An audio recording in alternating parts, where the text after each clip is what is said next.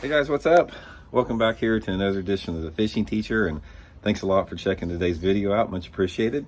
Today we're going to be talking about perch pattern square bill crankbaits like this perch pattern Megabass S crank today, which is probably one of the top lures that you can fish in late spring and early summer. So we're going to give you guys some good tips and advice on that. So real quick guys, before we get started, just a couple of different things here. Just want to thank everybody out there that has taken the time to become a channel member.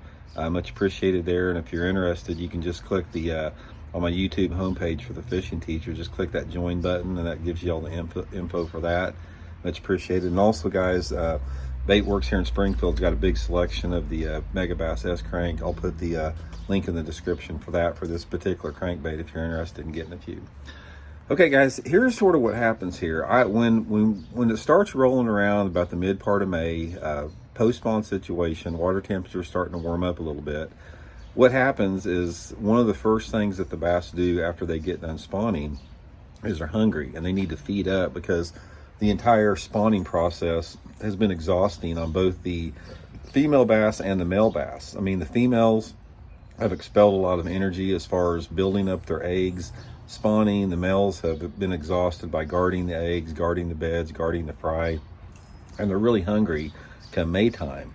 Another thing that happens is the bluegill and the perch, like the red ear sunfish, black perch, all the different perch in the lake, about the mid part of May, is they start moving shallow to spawn. The perch will actually spawn shallower than the bass, or spawn later than the bass do in the year.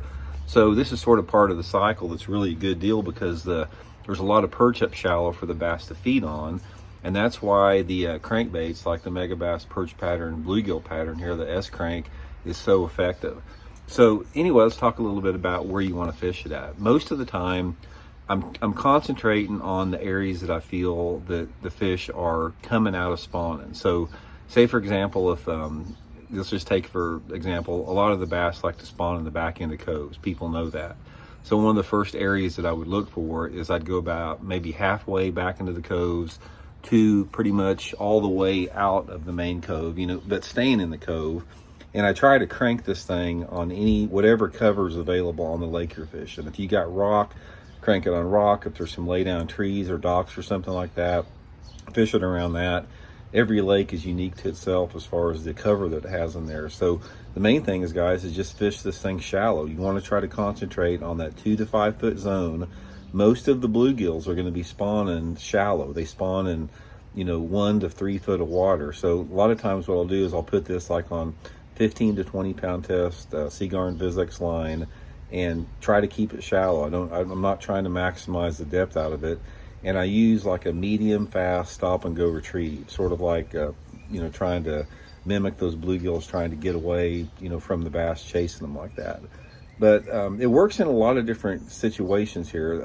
Let's talk a little bit about water clarity. For the most part, you've got to have water visibility of under 3 feet for this to work. If you've got water visibility of over 3 feet, they don't hit a crankbait in general very good during this time of year if they're shallow. So try to concentrate on areas of the body of water you're fishing that have less than 3 foot of visibility.